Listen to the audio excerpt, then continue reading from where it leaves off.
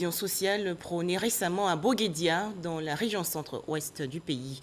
C'était lors des échanges entre la ministre de la Solidarité, de la Cohésion sociale et de la lutte contre la pauvreté, Marietou Koné, et les chefs traditionnels. Pour en parler, Didier Nguessan. Plusieurs chefs traditionnels se sont rencontrés à Boguédia, chef-lieu de sous-préfecture dans le département d'Issia, région du Haut-Sassandra. Et cela à l'initiative du ministère de la Solidarité. Cette tête couronnée bénéficie pour certains de maisons de chefs construites par le dit ministère, baptisé Centre multi-ethnique de médiation et d'arbitrage. Un cadre idéal pour dialoguer et régler les différends. L'objectif de ces travaux de Boguédia est de trouver des stratégies et des outils de prévention ou de résolution de conflits. Nous sommes venus partager notre expérience. Je suis heureux que Madame ait reconnu que nous sommes les pionniers et je suis directement heureux.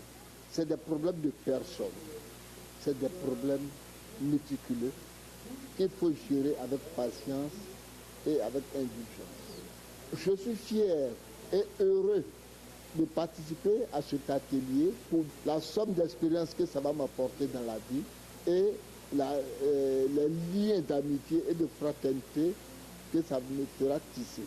Communication, partage d'expériences, travaux en commission et synthèse ont meublé ces assises. Une occasion saisie par Marietou Koné, ministre de la Solidarité, de la Cohésion sociale et de la lutte contre la pauvreté, pour inviter les chefs à prôner la paix et la cohésion sociale dans leur localité. Votre rôle, c'est la cohésion. Il faudrait que nous puissions user justement de nos droits, des responsabilités que nous avons, pour faire en sorte que les élections qui arrivent, que ces élections puissent se dérouler sans bruit. Le souhait des élus, des cadres et du corps préfectoral est de voir toutes les localités de Côte d'Ivoire dotées de centres multi-ethniques. La rencontre de Boguédia s'est achevée par l'ouverture de l'édition 2020 de la journée annuelle de cohésion sociale. J-2 avant la présidentielle du 31 octobre, les populations sensibilisées à la paix et à la citoyenneté pour préserver la cohésion sociale. À Bondoukou, dans la région nord-est du pays, l'organisation non gouvernementale dénommée Ensemble, imaginons et construisons le futur a organisé une caravane de sensibilisation pour des élections sans violence. Les détails, Jean Djadji. La violence ne passera pas par moi et agissons pour des élections sans violence et sans armes. Voici les deux slogans de la campagne de sensibilisation pour une élection apaisée initiée par l'organisation non gouvernementale Ensemble, imaginons et construisons le futur dans la région du Gontougo.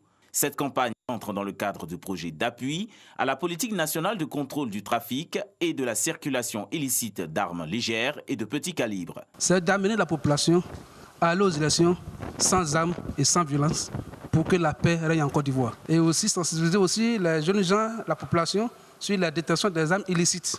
Nous souhaiterons que, en période des élections, à la fin des élections, et même s'il y aura des élections futures, que nos populations comprennent que nous sommes tous des Ivoiriens, nous vivons sur la terre ivoirienne.